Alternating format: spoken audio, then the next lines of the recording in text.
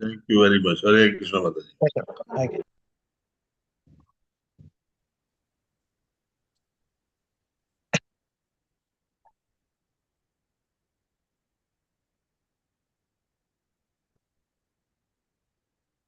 Just wait for a minute. That's when the time is on.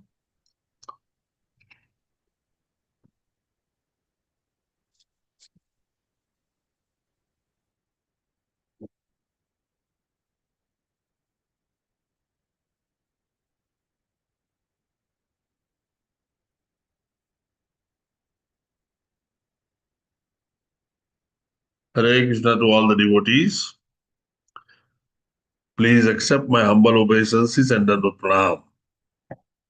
I invite you to the evening fast track Bhakti Vaibhav class. Fast track has many advantages, and I'm sure you are realizing them. We'll start with our prayers. Prayers are very important. At this stage, you know it very well. And so will you please say your prayers, keeping the mute button on. Om Ajnanatimirandasya Gnananjanashalakaya Chakshur Yena Tasmai Shri Guruve Namaha Sri Chaitanya Manovistam Sapitam Yena Bhutale Swayam Rupa Kadamayam Tadati Swapadantikam Vandeham Shri Guruho Shri Udpadakamalam Shri Gurun Vaishnavasya Shri Rupam Sagrajatam Sagar Raghunathanvitam Tam Sajivam Sadvaitam Savadutam Parijana Sahitam Sri Krishna Chaitanya Devam Sri Radha Krishna Padan Sagan Lalita Sri Vishakhanvitasya He Krishna Karuna Sindhu Deenabandho Jagatpate Gopesha Gopika Kanta Radha Kanta Namostute Tapta Kanchana Gaurangi Sri Radhe Vrindavaneshwari Vrishabhano Sute Devi Pranamami Hari Priye वाञ्छाकल्पतरुभ्यश्च कृपासिन्धुभ्य एव च पतितानां पावनेभ्यो वैष्णवेभ्यो नमो नमः नमो ओं विष्णुपादाय कृष्णप्रेष्ठाय भूतले श्रीमते भक्तिवेदान्त स्वामिन् इति नामिने नमस्ते सारस्वते देवे गौरवाणी प्रचारिणे निर्विशेष शून्यवादी पाश्चात्यदेश तारिणे जय श्री कृष्ण चैतन्य प्रभु नित्यानंद श्री अद्वैत गदाधार श्रीवासादि गौर भक्त वृंद Hare Krishna, Krishna Krishna, Hare Hare, Hare Hare, Hare Rama, Rama Rama, Hare Hare. I invite you to these classes, and this invitation is especially by His Grace Sri Ramanissa Das Prabhuji, and these classes are being organized by ISKCON Radha Govinda Temple, Kulai, Mangaluru.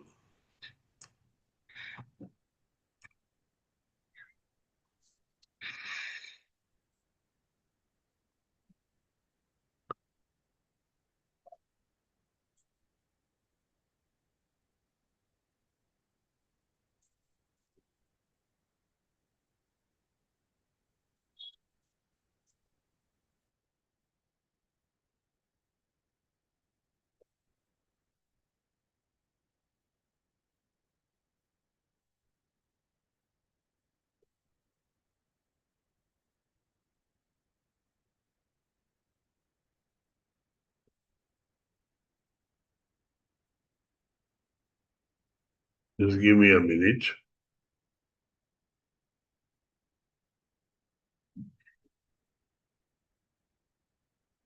Hare Krishna Prabhuji.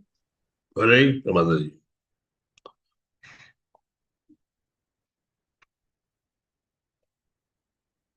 Today we'll be taking the fourth chapter in the first canto, and we'll be going through the verses 18 to 24.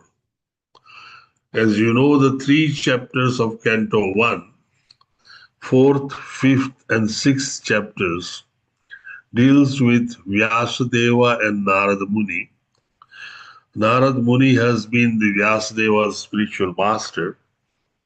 Vyasadeva, in spite of writing several scriptures, is not feeling satisfied And that's why he's showing his dissatisfaction without realizing the cause. And that's where he invokes Narad Muni, who passing by meets him at his ashram. This is where there are the conversation where Narad Muni explains in detail that you have written so many scriptural injunctions, all of them describing volumes of things, which are some of them are not very important or relevant. However, in the process of completing the subject and covering it well, you have covered it so much extensively that you had less time in concentrating on the Krishna Katha or pastimes of the Krishna and explaining in detail the devotional service, which has to be a loving devotional service, ahaitukik and apratihata, continuous and without any motives, which can easily lead you to Lord Krishna.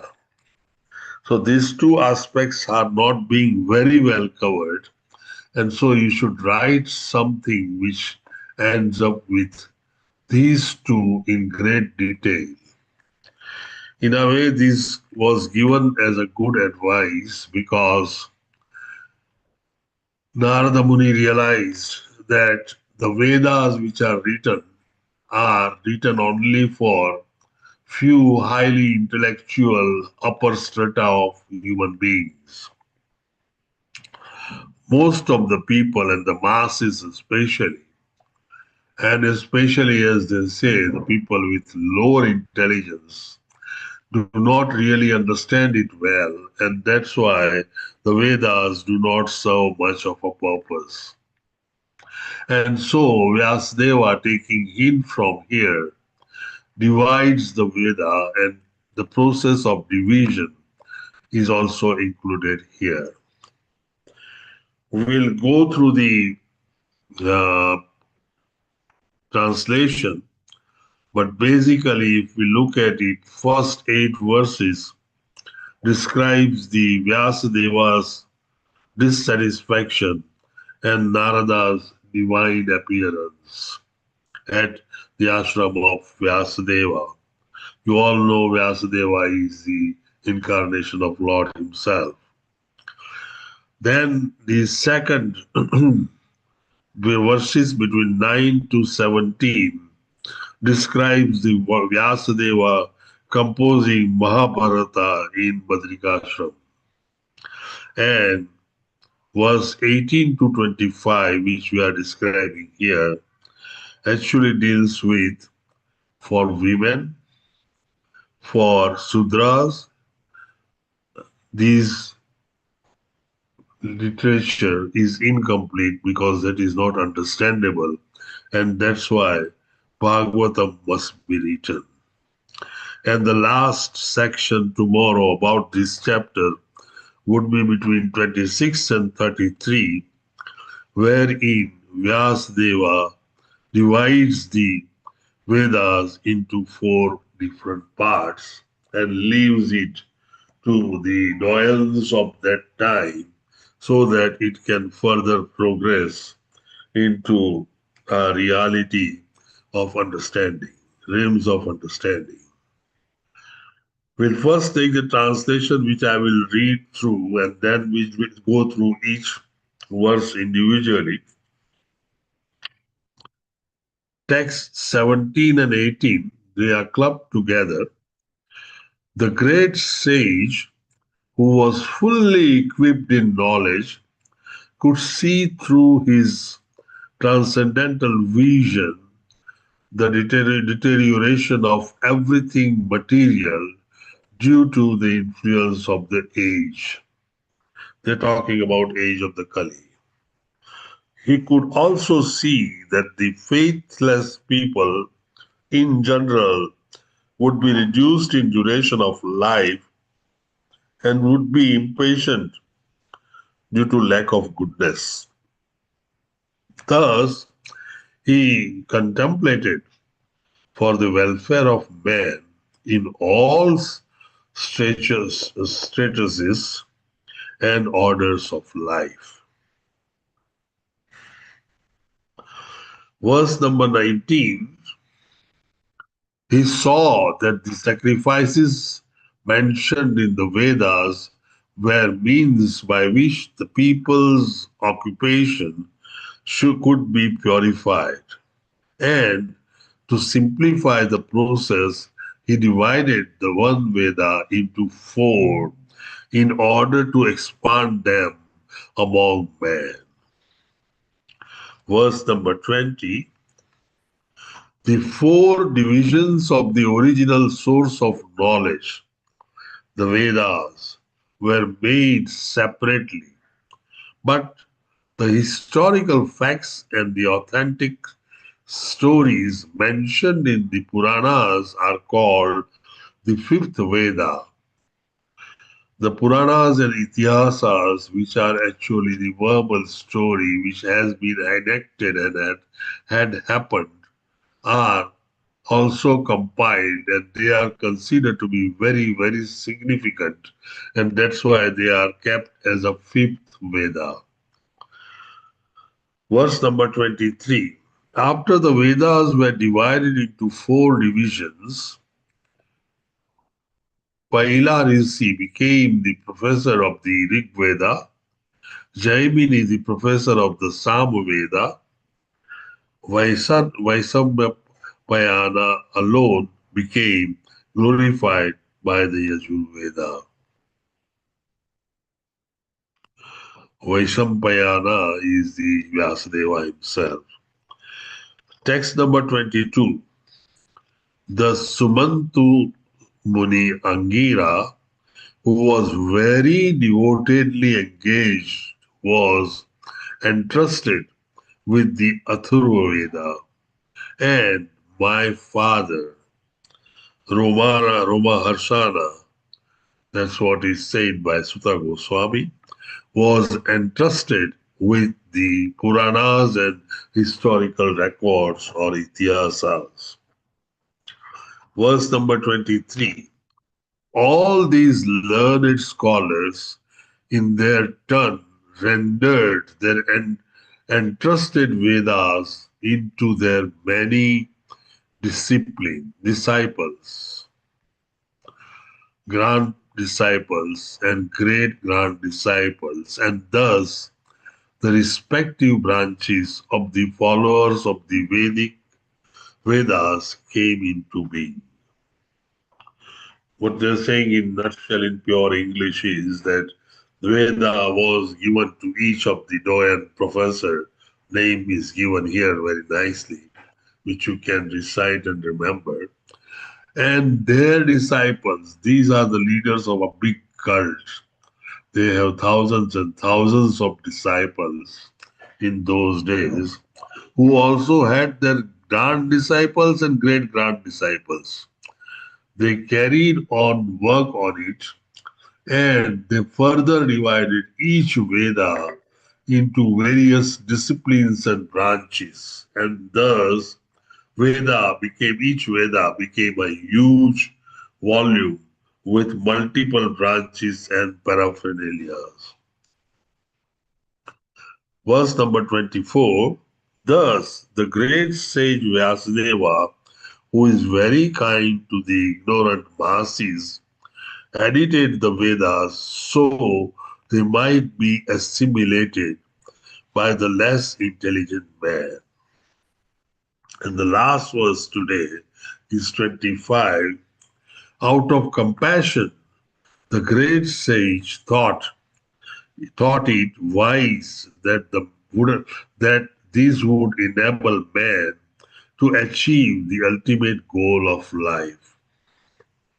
What is the ultimate goal of life? The ultimate goal of life is to get out of pain and suffering and be in the presence of the Lord in a blissful, cognizant manner. Thus, he compiled the great historic narration called the Mahabharata for women, laborers, and friends of the twice born.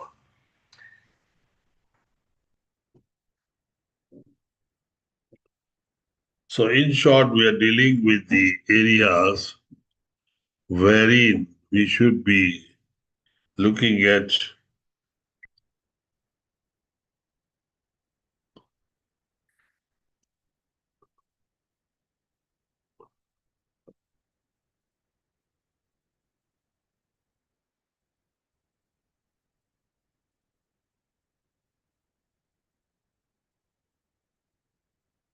okay, can you see the screen? Is it changing?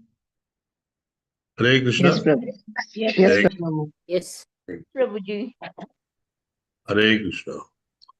Let's go through little detail and let's touch some other aspects which are very important to learn along with it.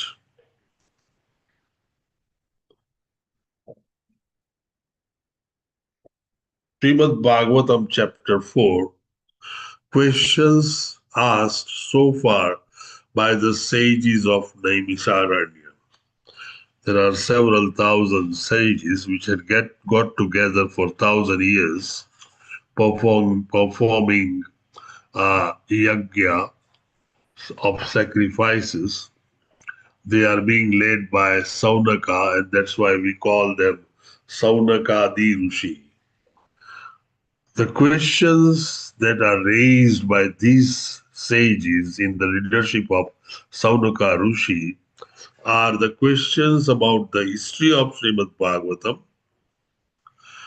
questions about Maharaja Parikshit, about the hearer of the Srimad Bhagavatam,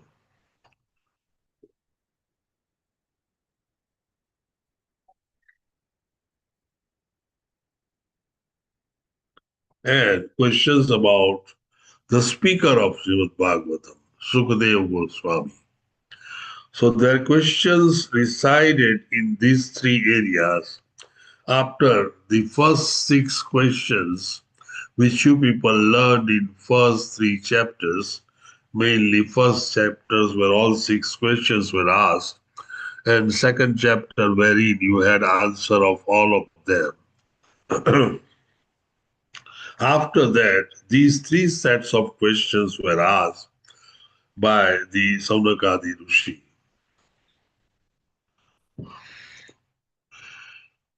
Going further, sorry, I have to adjust every time. The questions about history of Srimad Bhagavatam.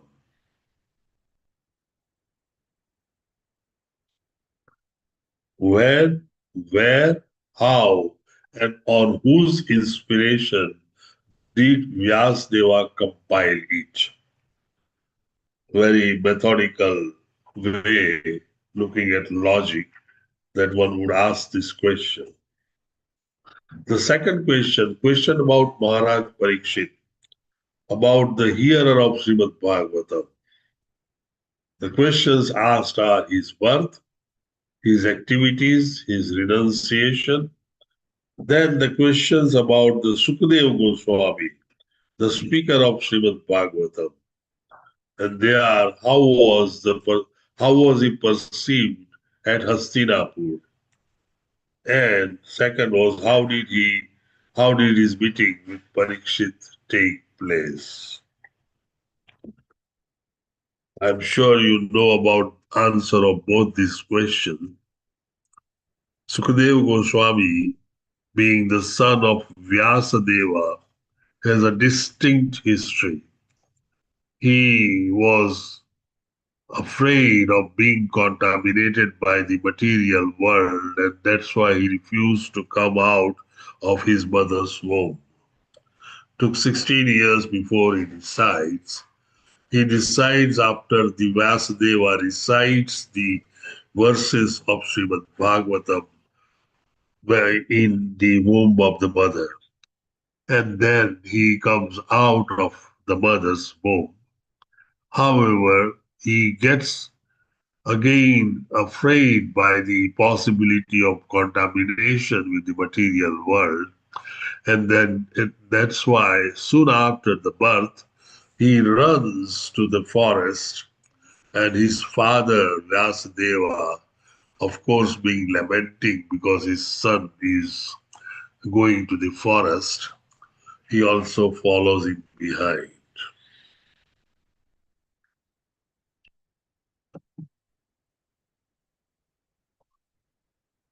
Text 17 and 18 describes the human qualities in Kali Yuga. You know all about it. The age of Kali begins, and this age of Kali begins in the time of Parikshit Maharaj. Parikshit Maharaj shelters the age of Kali simply because he is a Kshatriya, and the Kali very respectfully is asking for ashray, and he bows down at his feet. Being Kshatriya, it is his duty to see that he gets shelter in his kingdom. He gives shelter to four places, as you know, which are our four basic principles or four regulatory principles of uh, or regulatory principles of our Krishna conscious movement. These four places were none or very little in number in the days of Satyuga, and that's why our Parikshit Maharaj thought that this is the best way to restrict the movement and spread of Kali Yuga. The fifth included spaces after again the request of the Kali that there are very few places of the four types: place for intoxication, place for prostitution, a place for gambling, etc. The place where there is a lot of gold stakes is the fifth place, which was given as an additional place by by the by the Parikshit Maharaj.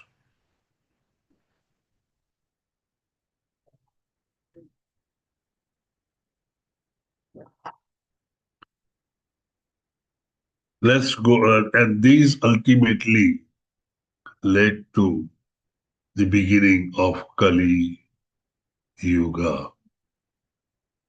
As you know, the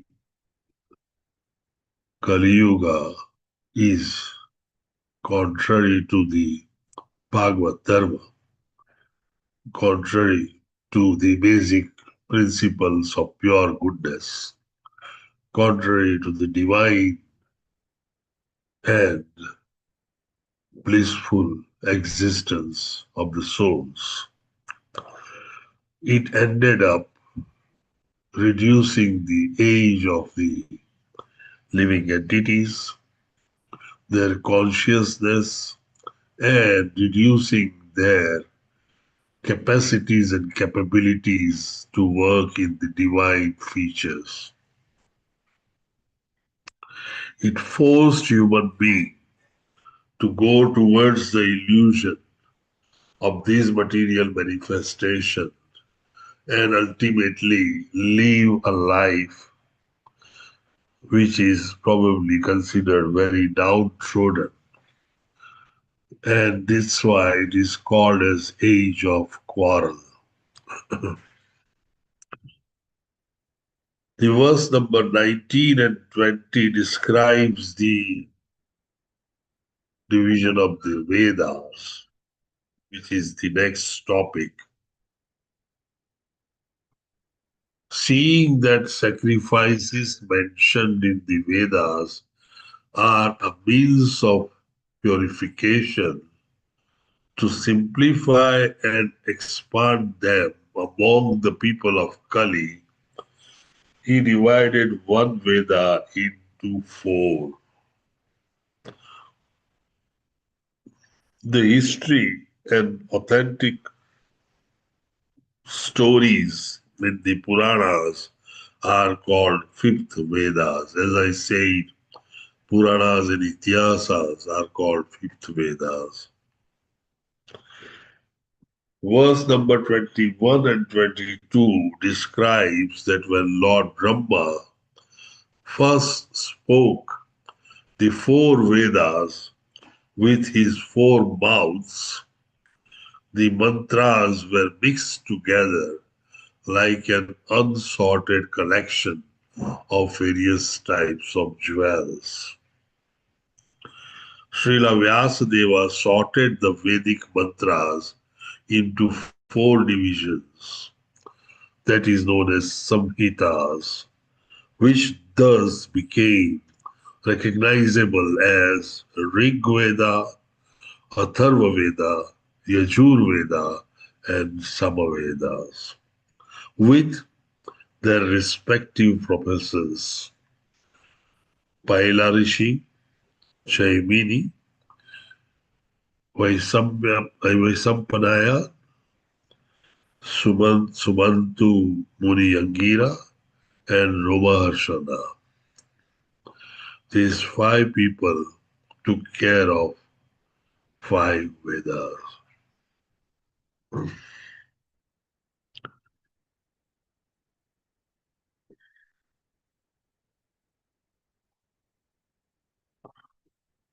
One always tries to understand why there are four heads to Brahma or four mouths to Brahma. Brahma was the first living entity born on the material manifestation. There was a pin drop silence, there was nothing else except the drowsing water and floating planets. The things were so quiet, and Brahma didn't know who he is and where he is. He was in the base of the lotus flower that grew from the umbilicus or the navel of Karanodakshaya Vishnu.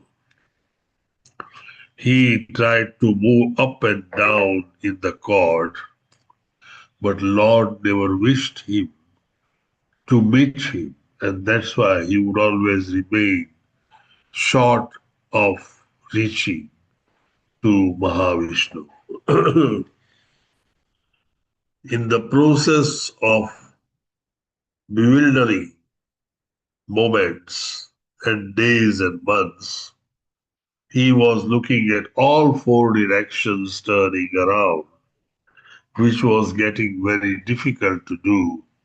And that's why he innovated himself by the necessity to have four mouths or four heads so that he could see all four directions at the same time while he was climbing up and down the cord or the stem of the lotus where he was born.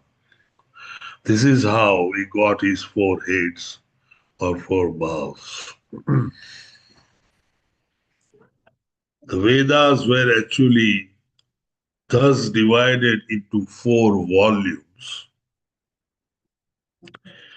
and ultimately each one was held responsible for that particular Veda, not only for compiling only, but compiling, analyzing, scrutinizing, and then spreading its teaching and training to the mass and the general population. Obviously, it is understandable that a single man would not be able to do it, howsoever versatile and knowledgeable doyen he may be. And thus, he being the departmental head had many disciples and grand disciples. He put all of them to work and to start a kind of a movement, as we all see Namanisada's Prabhuji has started a movement of spreading the scripture across the population. And you can see how successful Namanisada's Prabhuji is by involving everyone, blessing them, and he being a liberated soul, he can always give a mercy to a devotee who can then automatically preach very well. Most of the neophytes like me have a great experience to think that somebody else is talking when he's sitting on this chair. It's all Navaristadas Prabhuji's, Prabhupada, and all our acharyas. Their mercy lets you do things which you are doing. Thus, all the parents and disciples and the grand disciples started working on, and when they all get together and start working on any project, the Vedas would certainly flourish into a blossoming tree, and thus it divided itself into many specialities and branches. This gave a great impetus to all the Vedic knowledge which was compiled and stored in a form of compressed files, has now opened up and is flourishing well, and ended up into a huge discipline on its own. These cause two things to happen. Number one, it became too big for any single person to handle. And so all four Vedas in all four directions spread with their multiple branches and expanded into a Vedic knowledge about so much that it completely covered up the entire knowledge of the material manifestation and spiritual realm. Number two, because it spread so much and so wide, no single person could claim that he knows everything himself.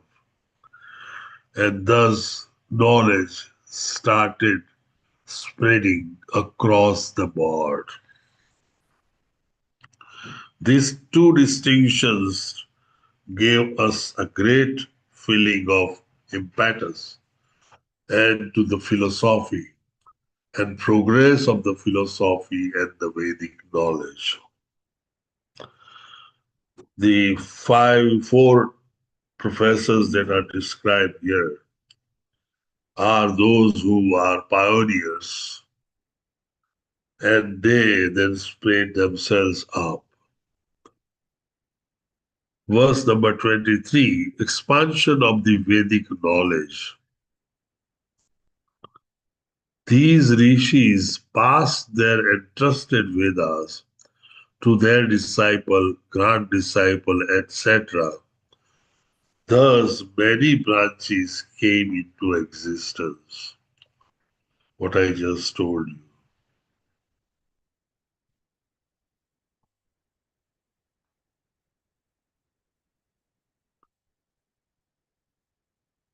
Verse number 24 and 25, the last two verses, he thus edited the Vedas to help the less intelligent assimilate them and attain the ultimate goal.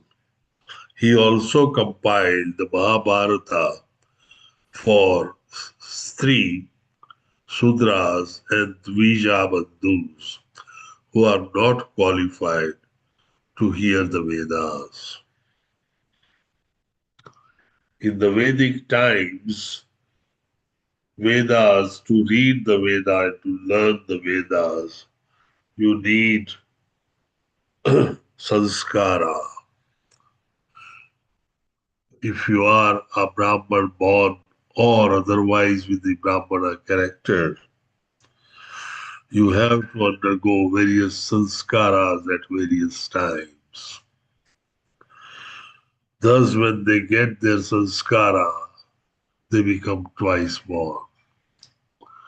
What did they have? A thread in confirmation of being twice born, having a second father who is the teacher, and his teacher now onwards will be greater than his biological father, and he would hear and do everything the teacher says. We call them now spiritual master. And the qualification of the spiritual master is that he should be based on the parampara or disciplic succession connecting him to Lord Krishna. He should have the thorough knowledge and read and understood all the Vedic scriptures. Number three, he should be living the life, leading it as it is described in the Vedic literature. And the fourth and the last but very important thing is whenever anybody is coming with the queries or with the doubts or with the issues of this Vedic knowledge, he should be able to convincingly argue out and convince them about the truthfulness of the knowledge that exists. You all know very well that the Vedas are apurusheya. They are spoken by the Lord. They have nothing to do with the living entities. And the Vedas were first transferred to Brahmaji by injection in the heart by Lord Himself to Brahmaji, the first living entity and the first engineer of the material manifestation.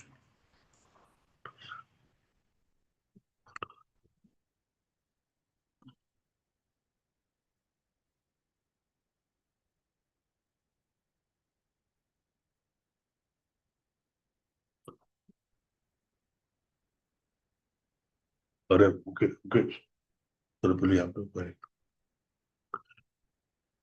The great work that was being done, which is described here mainly, is the description of the selection of 5 pioneers and giving each one 4 Vedas from one compiled Veda, dividing them into 4 groups, and fifth Puranas and Itihasas as the fifth Veda.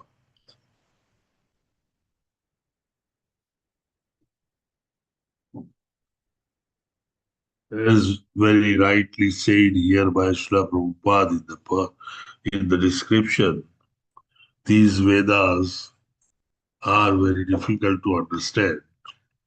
They were in the form of mixture of various verses because they were spoken by 4 mouths of Brahma, and there were confusions at times and mixing of the verses.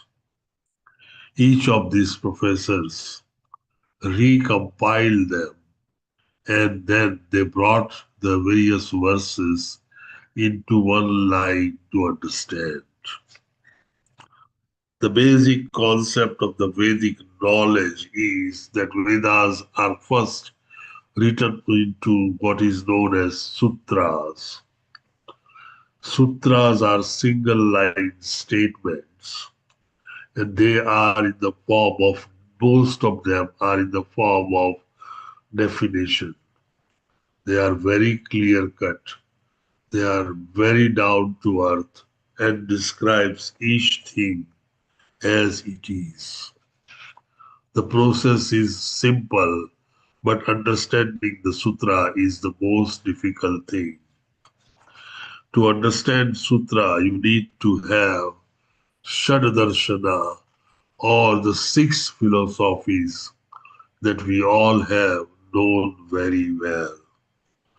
Unless you know these six philosophies, you will not be able to understand the Vedas well. These six philosophies or six darshanas they are known as Astika Darshanam. And Astika Darshanam has Dvaitarki, those who are based on Tarka Shastra. And these darshanas are Nyaya Darshana and Vaisheshikam Darshana. Sankhya, Sankhya. There are two which are based on the Sankhya, and they are Sankhyam itself and Yoga Darshana.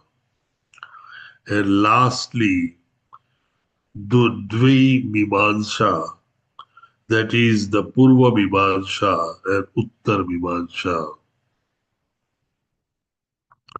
The Nyaya Darshan has been written by Gautam Maharshi, and he was the Sutrakar, while the Vrittikar is Vishwanath and Bhashyakar is Vatsayan. The Vaisheshikam Darshan was written by Kannada Maharshi. Vrittikar was Bhardwaj and Bhashyakar was Prashastapad. The Sankhya, Dvi-Sankhya, as I said, Sankhya, you know very well, is Sutrakar is Kapil Maharshi, Vrittikar is Bhatter, Bhashyakar is Gadapradacharya, and Yoga Darshana, you know, Sutrakar is Patanjali Maharshi, Sutrakar is Bhojraj and Nagoji Bhatt, and Bhashyakar, the one who has written it down, is Vyasa himself, Vyasdev. The last two, Dvai Mimamsa, the Purva Mimamsa is Jaimini Maharshi, who is a Sutrakar. Vrittikar is Upavarsha, and Bhashyakar is Shabarbuni. Uttar Mimamsa, the Sutrakar is Ved Vyas himself. Vrittikar is Bodhayan, and Bhashyakar are five different people. The one who believes in Advaitam is Sankaracharya. One who believes in Visishtadvaitam is Ramanujacharya. And one who believes in Dvaitam is Madhavacharya, which we belong to. Dvaita Dvaitam, that is Nimbakacharya, and Suddha Dvaitam, which is Vallabhacharya. So these five are the Bhashyakar.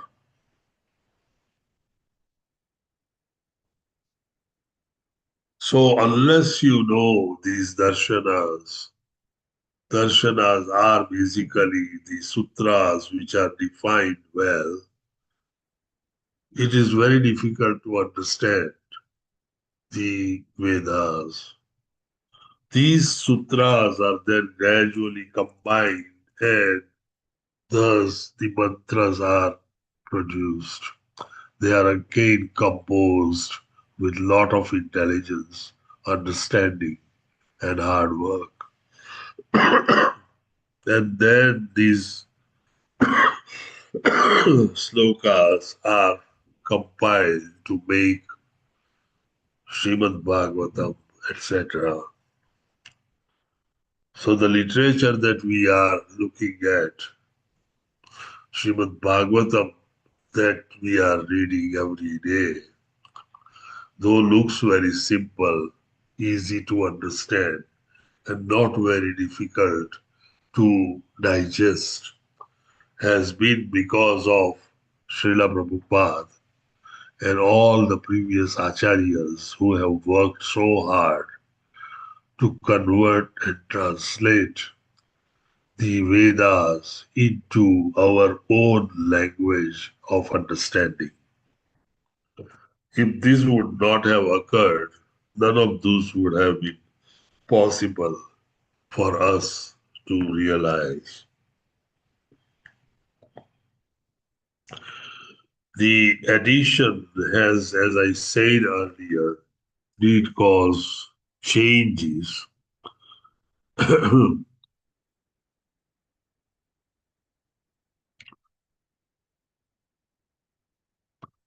The understanding of even average person like Sudras, Stris, and Dvijabandhu also can now understand Srimad Bhagavatam very well. As I said earlier, it was the first step of Vyasadeva to divide the Vedas into four principles and then leave each one with the topmost Vedic scholar of that time, who, because of the wealth of his own disciples, grand disciples, and great grand disciples, that he could be able to perceive them, remake them, arrange them well, and then progress it further and flourish it into various branches which has reached the present stage of Vedas. And thus, the whole process has been a long process, not very easy. But it has made all of us life very easy to understand the Vedas well. Before the division, it was a compiling of the Veda. And as you know, in our philosophy, we consider sound as the most important thing. We consider Pramar, Shabda Pramar, as the final authority. We do not believe that perception is what you see by eye is what is right. Most of the time, that is an illusion. Can you just give me 1 minute, please?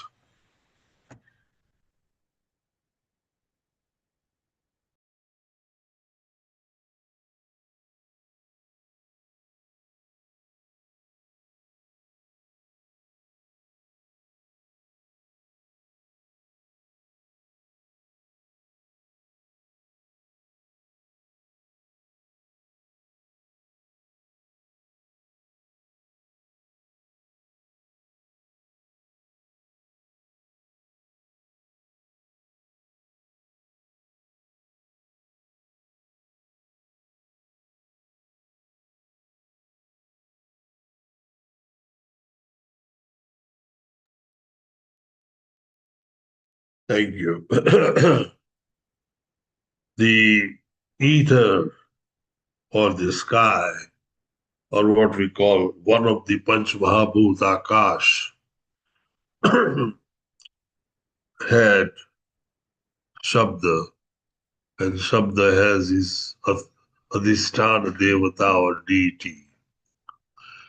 These Shabda then ultimately forms into a knowledge, and this compilation of various Shabdas in the form of sutras and mantras is being called Vedas. Vedas are compilation, but these Vedas contain information that actually produces each and every entity in the material manifestation. When a particular type of mantra is pronounced, things are then manufactured. If you want to have the water, if you want to have the trees, then you need a particular type of mantra. In those days of Satyuga, people never used to carry their weapons. They used to get their weapons by mantrochar. And that's why mantras are very important. These mantras, if they are pronounced rightly, has an energy to convert one energy into another energy. You all know very well that energy never dies. Energy just gets converted from one energy to another energy. The simplest example is Lord's external energy, which has been converted into the material manifestation. Lord's neutral energy or tatastha energy, which has been converted into living entities. And Lord has internal energy, which has its various functions. These energies at the time of annihilation goes back to the Lord again. But to convert that energy into Mahat Tattva and to convert the Prakriti into Pradhan by agitations require Lord's wish, Lord's glance. And thus it gets converted after the pronunciation of various mantras. And thus the mantras are said to be having the sutras and the compiled mantras to form everything in this world. We have not really gone into the depth of the Vedas as yet. We have only been scratching the superficial part of the Vedas. But their truthfulness is so pronounced that if I give you an example, when the Nala Damayanti story occurred, what time and day was it to describe that? That literature has given the planetary positions of various planets in a direction and in Sapekshvad, where exactly the planets are situated. It is given in detail in such a way that such gathering of the planets occurs only once in a million years. So exactly by computing those planetary positions, you can decide which day or which date those planets must be in their situation. In short, what I'm trying to tell you is that Vedas and scriptures have so much of detail and depth, we have hardly understood anything as yet. However, we are here to go back to Godhead. We have our project, and certainly we would go with that project. These Vedas are spoken by by the Lord Himself, and that's why they are known as Apurusheya. I was talking about the Shabda and the origin of each and every material in the material universe and anywhere else is always considered to be a sound wave. With the help of the sound wave, you can convert one energy into another energy and manifest unmanifested. Unmanifested universe is in the form of a plain energy, whereas manifested universe has been converted into a material manifestation, and that's why our limited senses can recognize it.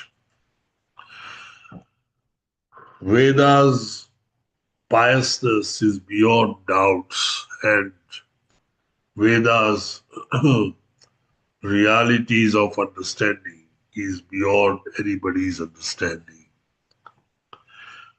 They are, if you happen to attend the classes of Shadadarshana, if you happen to try and learn about Nyaya Shastra, you will realize that their sutras are so definite. What is exactly this? What is that? And each sutra that keep on compiling, ultimately you have 10,000 sutras for Nyaya Shastra, which describes the entire Shastra logically and leads us to a perfect knowledge.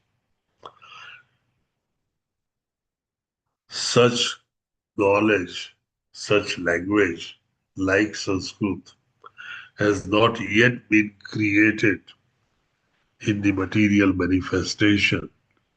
The creation of Sanskrit is not by human being. This is known as Daivi language. And that's why it is the only language which befits the computer language. It has been of the opinion for quite some time that when we are making quantum jump in our computing process from simple steps to jumping into very high arenas, the language which could sustain that jump and that kind of a computing would be only Sanskrit in future. Each and every area of the human endeavor, of any endeavor, and the area of spiritual endeavor, each of them are described with separate words where there are no such words in any other language of the world. Chitta, mind, or man, these do not have any true English translation. Chitta has no translation at all. Man is being described as mind, but both can be proved as two distinctly different things. Thus, there are many things which do not have the English version of it. I remember my early medical college days when people would have pain in their chest because of the heart issues. The common word used in our language, vernacular language, was ghabraman, that you're feeling uneasy. But there is no real translation in any language for the word ghabraman. So this just shows how inadequate the other languages are and how adequate and perfect the Sanskrit language is. And so that automatically depicts the value about the knowledge, their validity, and their proofs into a language, Sanskrit. And one of the great work done by Vyasadeva is to divide these Vedas, recompile them, get it recompiled by authorities, and ultimately let them flourish so that various disciplines and branches comes out of it. They were not separately invented by the disciples or grand disciples or the great grand disciples of the uh, gurus or munis that were leading the campaign. But they were inbuilt inside the Vedas, which came out as the study was made deeper and deeper into each Veda.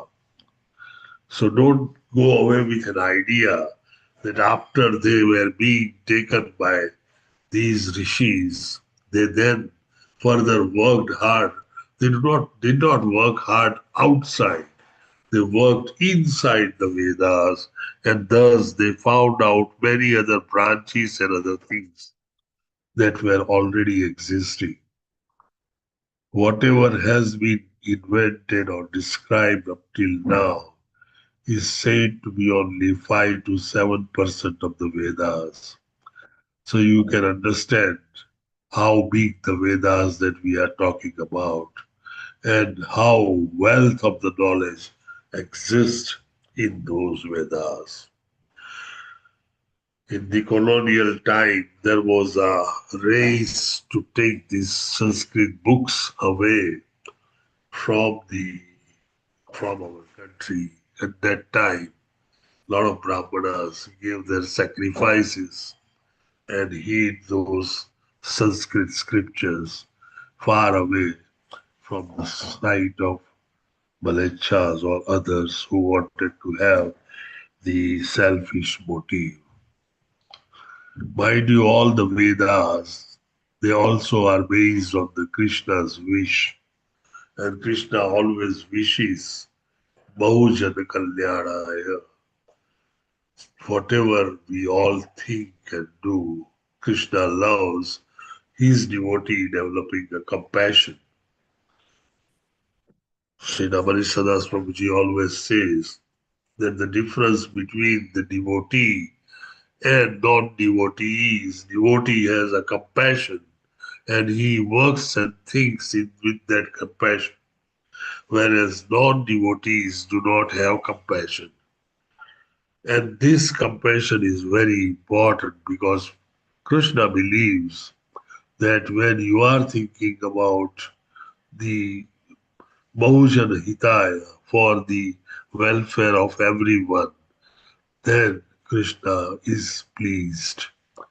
When the 6 questions were asked by Saunakadi Rishi, the Sukadeva Goswami says that he is pleased with hearing these 6 questions.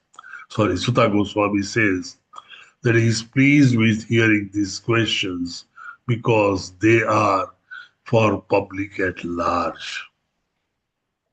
Thus, our transformation should be that we remove the envy from ourselves and we think with compassion about persons standing in front of us and we think about all and good of all. When that transformation occurs, Lord likes that person. And what about the Lord? He always would bring that person nearer to him whom he likes the most.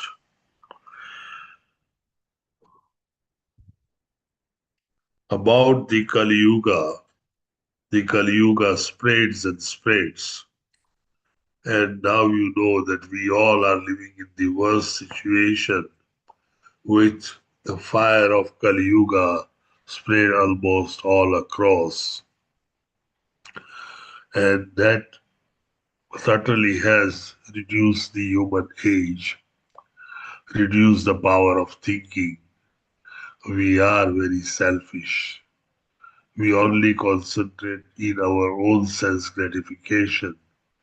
We don't care for others. We are not interested in doing anything good for others. And these are the typical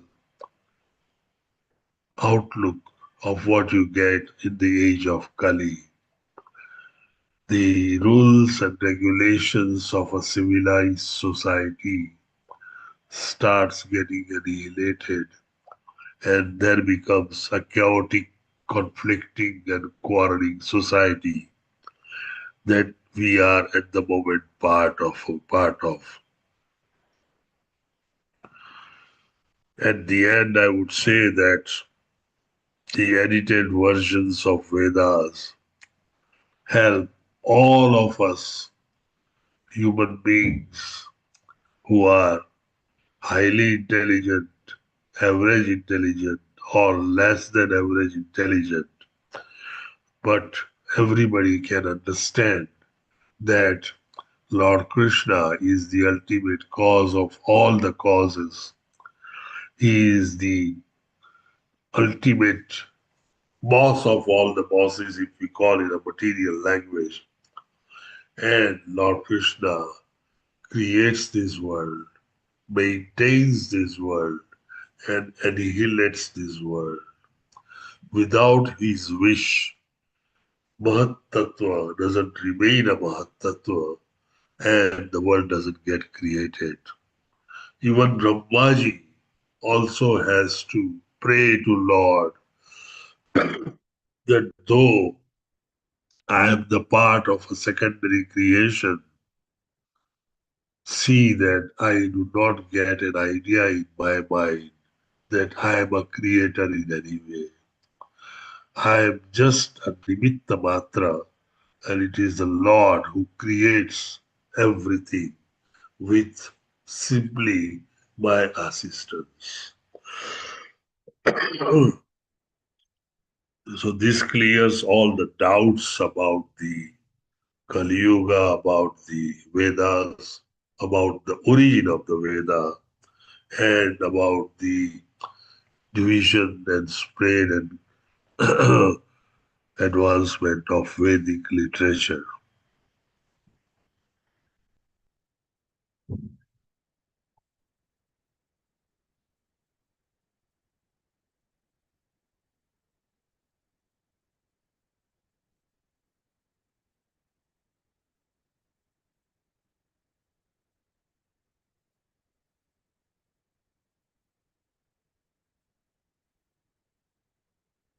I think I would stop here.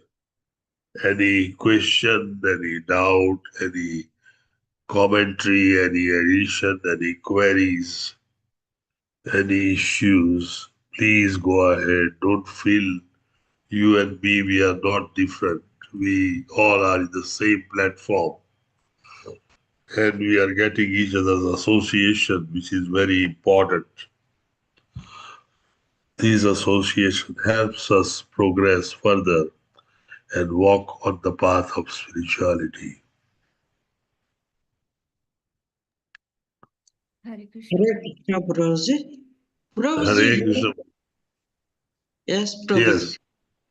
Yes, Prabhuji, yes. you mentioned Karma Mimamsa by Gemini, and here in this slide, it is Gemini is there as are there one person? Which person are you talking, Mataji? Gemini, Prabhu. Gemini. Yes, Prabhu.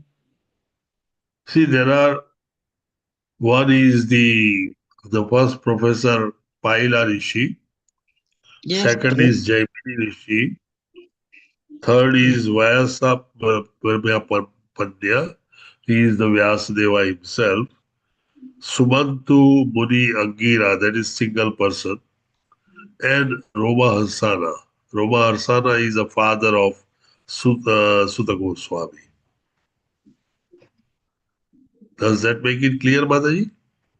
Prabhuji, what he is asking is that Jaimini who has written Karma Mimamsa, whether that the Yes. same Jaimini is in this Veda division Yes, also. it's the same That's Jaimini. what Yes, he yes. was asking. The Yes, same thank Jaimini. you. Thank you, Mataji. Thank you, Prabhuji, for Hare that. Krishna. Yeah. Any other question? Someone else was asking Thank you. something. Yes, Prabhuji. The same one. Why? Hare Krishna. Am I audible? Hare Krishna. Yes, Mataji. Yes. Yes, Prabhuji. Though Vedas are not written by anyone, it is compiled by Vyasadeva. Then how did these respective professors are there, Prabhuji? I'm not able to understand this. Paila Rishi, Jamini, and Vishwapayana, Samantu Muni Angira, and Roma Harshana. So how did they are considered as the professors of that respective Vedas? Yeah.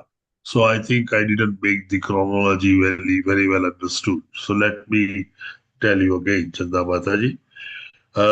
Krishna first spoke the Vedas to Brahmas by injecting in his heart.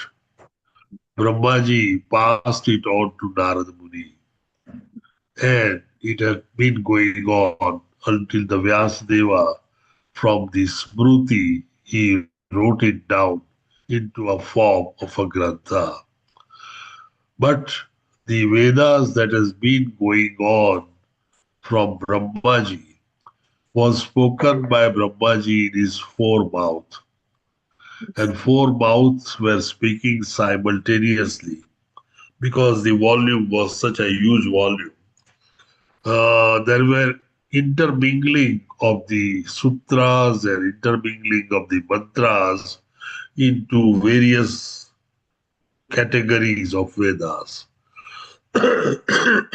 In short, the Vedas that had been written at that time were not highly in order as it should be. It was mixed up at many places. Now, this mix up was such that it is very difficult to recognize the mix up, pinpoint it, and then reorder them. That can only be done by a very well qualified, liberated personality. Vyasdeva understood this very well, and then he decided to divide the Vedas so that four different people can work on that and then reorganize into a perfect order.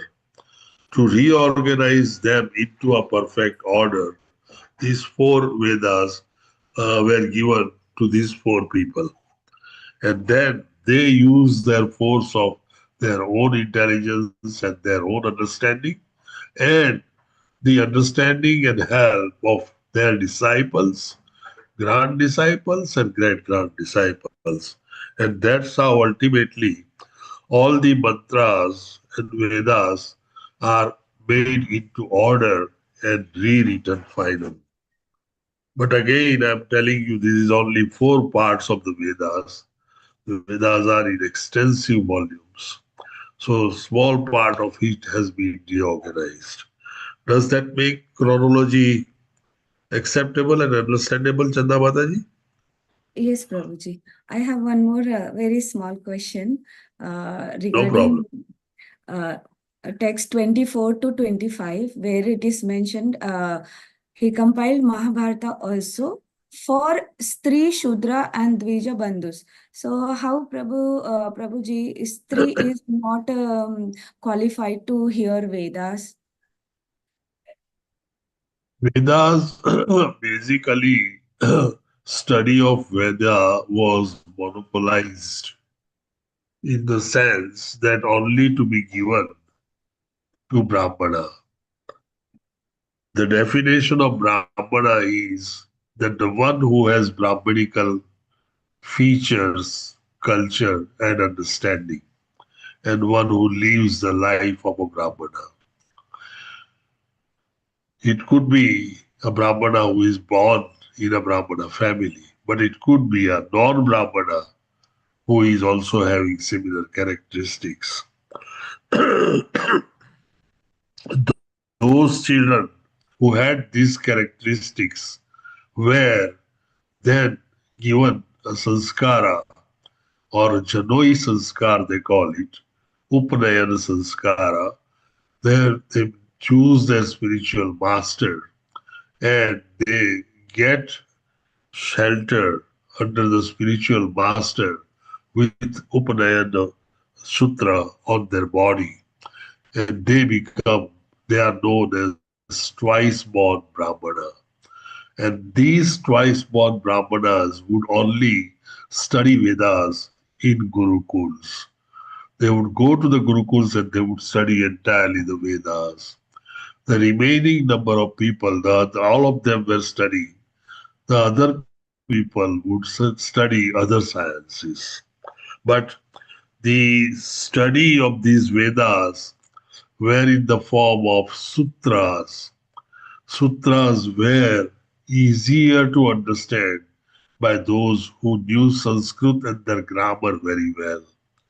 But those who had no concept about it or no idea about the great grammar of Sanskrit, it was very difficult to understand. And so Vyasadeva compiled the sutras into a Mahabharata, and that Mahabharata then became available to everyone to understand because it was narrated as the stories as it happened, and the morals were driven out of those stories. So this Mahabharata, and then further the Srimad Bhagavatam was written. So this could be understood by people who are otherwise less educated. In those days, ladies or strees were not going to the Gurukul, it's boys who were going there. And so, but I think there is nothing, it's mentioned here as it is mentioned in the sloka, in the sentence, that Shudras, Stri, and Dvijbandhu are those who are not those who are born in the Brahmana family, but they do not possess any Brahmana quality. So these were the people who were considered to be ignorant or less intelligent. Howsoever, that's an old belief. We all know that all the Shaktis are given to all the Devis. Out of Devis and Devtas, all the Shakti or any anything that has to do with the strength of it or with the intelligence of it, that is always given to Devis, Saraswati Devi, Lakshmi Devi, etc. And Devatas basically are concerned only with the simple administrations. So, howsoever it is written here like this by Vyasadeva, the Hinduism and the religion and the Bhagavad Dharma believes in the equal gender strength, or rather, a lady being more powerful than the gents. Does that make some sense, Mataji? Yes, Prabhuji. Thank you. Can I I ask one To some question? extent, we need Designation, to. Sorry? Prabhuji, designation given as Rishi and Muni, is that two is same or different, Prabhuji? They more or less are working as a synonyms, really. I asked this question to many senior devotees, and it turned out to be a more or less synonyms. Thank you, Prabhuji. Yes, Santi Mataji. Hare Krishna, Prabhuji. Prabhuji, you were explaining now that Vyasadeva delegated these Vedas, part of the Vedas, to uh, Paila Rishi and Jaimini, all those people, Prabhuji. Later, did he compile it, Yeah. or after compiling, did he give it to them, Prabhuji? I didn't get that.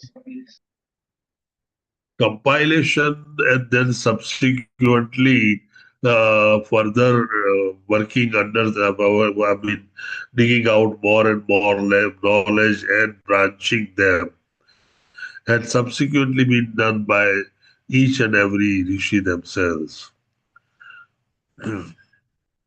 Vyasadeva did not then interfere after that. Okay, okay. Thank you, Prabhuji. Hare Krishna. Any other question?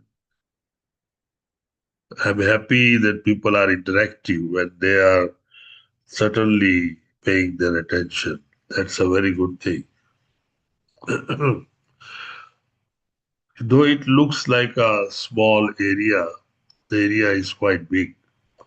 And when we try and understand, even about a gender, there are many issues that, if you look at it, really our philosophy is not gender bias. women need support. They are very emotional. Men are less emotional, and when they conquer something, they leave it and walk away. So there is biological difference. And so because the women are very emotional, they are also very saksham or very efficient. And because they are very efficient, they are still considered as the stem of a family.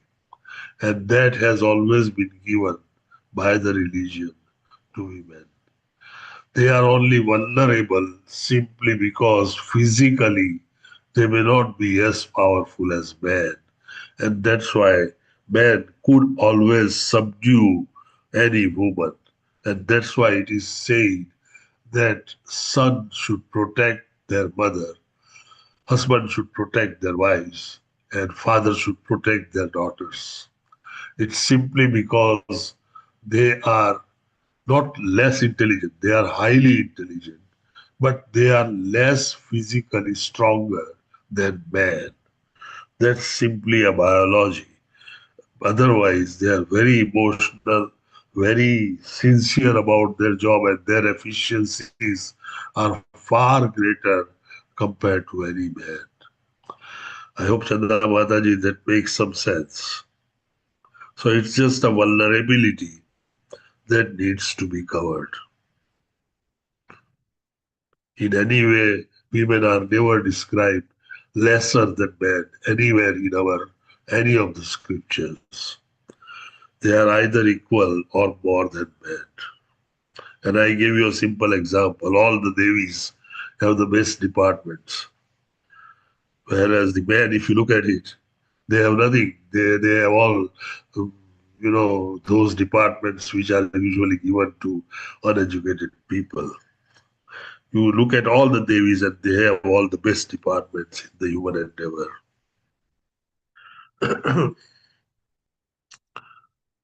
Are there any more questions?